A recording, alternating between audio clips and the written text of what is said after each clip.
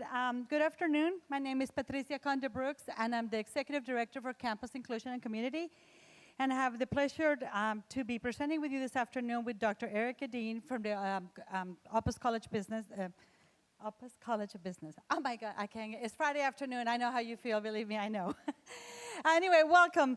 So we hope to, in the next 15 to 20 minutes, sort of give you a big overview of what the way that St. Thomas looks at diversity and inclusion. How do we get started in this journey right now, what we're doing with it, how we're working with the students on campus, and how our faculty is also joining us in reaching our efforts and what we want to do in the area of diversity and inclusion. So the first thing I want to do is I want to read our university mission. Inspired by Catholic intellectual tradition, the University of St. Thomas educates students to be morally responsible leaders who think critically, act wisely, and work skillfully to advance the common good. This is who we are. This is the values that we hold. This is where we come from when we're thinking about diversity and inclusion. This is what grounds us. To take a deeper dive at this, we look at our convictions, our values. These are our values that the university has. They're not new. They've been around. The university has been around over 100 years, and these have been the values that we have consistently looked at. But when we look at those values, we have an opportunity to look at them through the lens of diversity and inclusion and equity. And we can see specifically in value number 3, 4, 5, and 6, where we can find some keywords that guide us as we look at this. Number 7, we're looking at a community that has meaningful dialogue, flourishing of human culture. Number 4, we look at a value for the unique contributions of all that are members of our community. We look at number 5, diversity, a vibrant, diverse community who looks to see a more just and inclusive society. And lastly, we look at personal attention. We look at a culture of support. That being said, when President Sullivan came to campus 6 years ago, she challenged all of us to take a look at what we were doing for diversity and inclusion here on campus. And we started a strategic plan. And one of the areas that we looked at was what we could do at the time. The first thing we looked at is, what do we mean by diversity? What do we mean by inclusion? We looked at the diversity, and we looked at it with a very broad eye, not just what we typically think of in our society about looking about race and ethnicity, but we wanted to have a community where we can have people from diverse national origins, genders, ages, social economical status, sexual orientation, religions, and physical abilities. That led us to create a task force and a strategic plan where we are looking at how we work with our students in the classroom, how do we work with them outside the classroom, how do we connect to the Twin Cities community, how do we connect to the broader world, and how do we do that through intentionally looking at what it means to be diverse and inclusive. I know this morning you had an opportunity to listen to President Sullivan in her welcoming speech, where she talked about radical hospitality. And in my job, I look at it and take it one step farther and look at how do we create radical inclusion on our campus where everyone feels welcome and feels part of a vibrant community. So that being said, I'm going to let Dr. Dean kind of give you an overview from All right.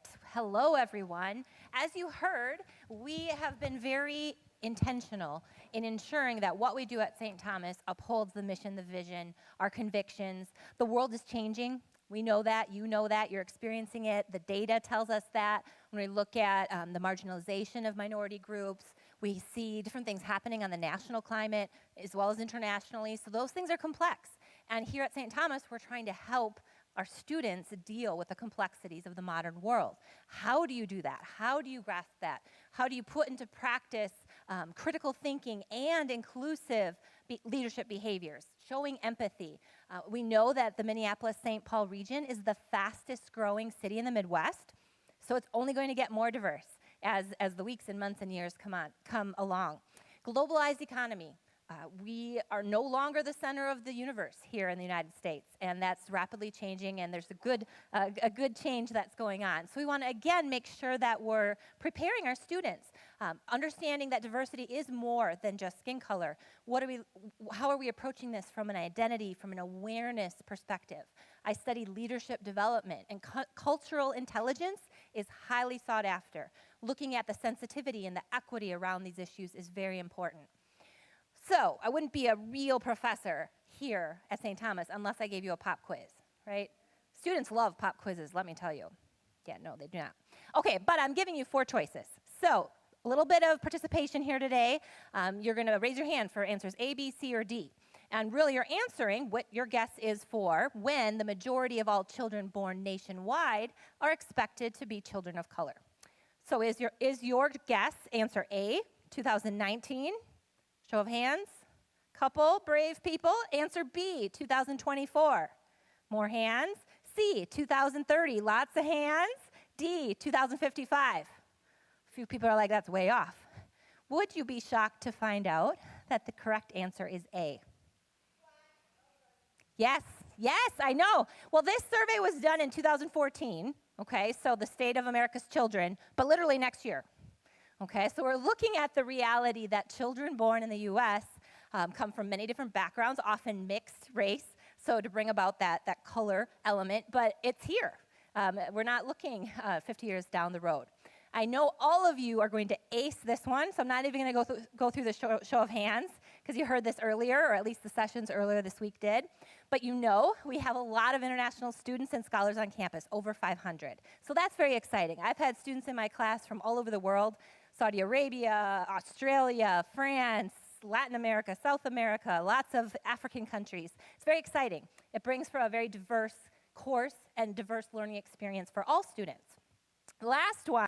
We're looking at veterans, okay? So diversity and inclusion is beyond just color or gender, okay? Beyond even mere religion. We're looking also at different life experiences. So do you know how many veterans we have currently in our student population here at St. Thomas? Guess A for 50, show of hands. B, 100. Okay, a couple of people. 200 for C, more hands. Over 500, D. Okay, you were real close there. The correct answer was C. I think we probably had the majority. So there's approximately 200. The exciting thing is just last year we launched a center for veterans and resources. So a space over on the other side of campus was repurposed with some donations. 3 of my former students are pictured here. They were involved in the leadership to launch this new resource center. And the students that I've had that are vets or serving in ROTC bring great maturity and cultural intelligence to class discussions as well. We know that diversity is a reality. Again, the data tells us this, the news tells us this, it's a fact. The academic research will substantiate this. Some of you may have heard of the effort called Make It MSP. Your organizations, corporate Fortune 200, 500 here in the Twin Cities may be partnering with that initiative. It's a regional initiative to increase diversity within the corporations and create an atmosphere that's welcoming to people of diverse backgrounds. There was a launch event in this room 2 years ago for that effort. So President Sullivan was involved as a stakeholder. One of my peers in the Opus College of Business has developed tons of the surveys that are being taken for information on that, and it's really exciting. The big emphasis here for us, though, is that inclusion is more than just a number. It's not just the data that, gosh, diversity is happening and we better get with the program. Inclusion is an attitude. It's a behavior. It means we need to take action to be more welcoming, to be inclusive of people from different backgrounds, different beliefs. It is okay to disagree about politics or religion or see the world differently because you grew up in a different country or a different part of the United States. And that brings empathy, that brings complexity into those discussions, and that's a good thing. So how do we help our students embrace that and deal with conflict in a very effective way, embrace disagreement without it being constructive or any antagonism involved in that? So we're creating both curricular, so faculty that are teaching all of the courses that are here in the specialized areas and in business and engineering and English. As well as the co-curricular and campus activities. So that's why we partnered together for this presentation today to show you that it's really an effort both on campus and in the classroom, and they can't be separated.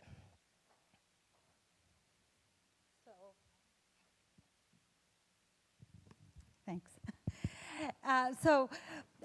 Just a little bit about myself. So I've been in higher education over 20 years, and most of that time I've spent working in diversity and inclusion, specifically doing research on the identity of underrepresented students on campus. St. Thomas is a predominantly white campus. Of the incoming class this year, we predict that only 13% of our students will identify as students of color. So what does that mean to me, to someone that works in diversity and inclusion, is that some of the students that are coming to our campus who came from diverse high schools or diverse cities around the country might find themselves that for the first time they are a minority and might feel something quite different to them.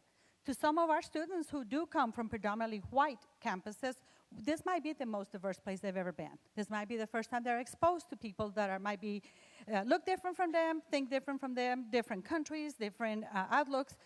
But what I say, and this what I'm going to say, is from the point of view of a parent of a Tommy. So my youngest son graduated from St. Thomas just last year.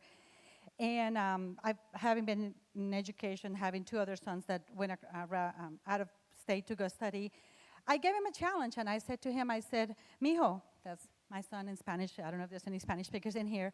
I said, when you go to college, I want you to hang out with people that are new people. So you see, I live in Woodbury, for those of you that's a suburb of the Twin Cities, and I'm Latina. So for a Latino boy from the suburbs, I said, go out and make new people. Don't hang around the people you went to high school with. This is the one time in your life where you can live with, or you're going to be living with people that are different from you, and it's going to, at St. Thomas, it might take some intentionality for you to meet someone that's different from you. And I don't know if there's any Latinas or Colombian moms out there, but when your mother tells you to do something, you just better do it. And actually, he did. Dylan, I always tell this story how Dylan ended up making two really good friends, and one of them is still his roommate 5 years later. And one of them was a young man from outstate Wisconsin in a small farm town. That's pretty different from an inner city Latino boy. Chad and Dylan still live together. They're different as could be. Dylan learned things from Chad that he didn't know about farm life, things to do. And his other friend was Mohammed. Mohammed was an international student from Saudi Arabia. We have quite a few Saudi students here on campus. And Mohammed exposed Dylan and Chad to different foods, different things, had him celebrating Eid with him, attending events that Dylan in his life had never even thought about doing, and came to embrace. That led him to study abroad. He went back closer to home and studied abroad in Argentina and Brazil. And so I thought to myself, my son got a really good experience. He got a really good educational experience in the classroom at St. Thomas, but I felt that rounded up his life. Because this is the time where our students can come to campus and actually engage in conversations that might be difficult and challenging, and it might make you feel uncomfortable. But when we are uncomfortable, sometimes it's when we have the largest growth. They don't have to agree. They can disagree. But they can open their mind to somebody else's point of view. You probably go back to your own values and beliefs, and that's okay. But you were exposed. And that is part of a college education. That is part of a holistic college education that will provide your students with an advantage of having a different, open-minded point of view. And then we do a couple of things intentionally to get students to do encounter those differences. We have an organization called Diversity Activities Board, and that is a student-run organization where students plan events, and they decide who they want to bring on campus and what they want to talk about. Yeah, we brought Chrissy Metz last year from This Is Us. Yes, the parents got to come. It was huge, over 600 people in here. But we also celebrated with some of our students on campus their culture. We had a Holi celebration. We had Eid. We brought documentary for Dolores Huerta, feminist, Latina feminist, and we took a bunch of students to the opening of Black Panther. We had buses full of students going to see Black Panther. They went together and they had a great experience. That was an easy way to do something different, an easy way to talk to somebody else and encounter differences. And then we do something co-curricular where we work with our academic partners, with our faculty that's researching and writing and presenting throughout the country, and talking about some of the topics that you probably are seeing on TV through your news feed. Yes, we had a discussion on campus about should Colin Kaepernick take a knee or not. We had both students on both sides. We talked about immigration. We talked about the year before about what was going on in the Dakotas with the water rights. And we encourage our students to take those steps, to have those difficult conversations, to grow and be open, because we want to create a community where we respect and we value the differences of all. And then we go ahead and do some things inside the classroom, and Dr. Dean will go on about that. All right, so we have diversity represented in the classroom. We are pursuing that, again, because we believe it's the best way to educate the whole person. Make sure that those are real-world experiences. You can translate this theory or this concept. How do I put that into practice? Today, in my life, negotiating with my roommates or interviewing for a job, being prepared to go out into the world, applying those critical thinking skills, innovating, dealing with global issues, and how do we get engaged, even while we're here in Minneapolis, St. Paul area on this campus. Truly reinforcing appreciation for other cultures and differences. There is something established last year through faculty development, so anyone is eligible, those that teach from any department, and they would take some classes voluntarily, free development, if you will, and it's part of our Inclusive Classroom Institute. And so you see a quote here from Dr. Schipper. He's in economics, didn't study probably a lot of diversity and inclusion in his PhD program, teaches a very focused topic area, but is still able to bring in these principles of inclusion into his course content. He found that really just this stretching of how he teaches and what environment he creates in his classroom can be helpful and beneficial. I have also participated in some of these events and training and truly tried to create that atmosphere in a business course that enables students to bring their full self and to be brave and to share their experiences in internships, in their childhood. How does that weigh into this case study that we're digging into right now? So these are just a few examples that highlight ways that we're prioritizing diversity and inclusion here on campus. We truly believe that we have an extraordinary opportunity, and even more importantly, we have a responsibility to do this effectively, to make sure that we're affirming the diversity of all people, okay, that we're welcoming different viewpoints, different opinions, and different values, and coming together to celebrate that collectively. Thank you so much for your time this afternoon. And I'm going to hand over the mic here to Sister Sharon. Patricia and I will be on the side here for a couple minutes if you have any questions for either of us. I know there's a tight schedule, but Sister Sharon will explain to you your options for the remainder of the afternoon.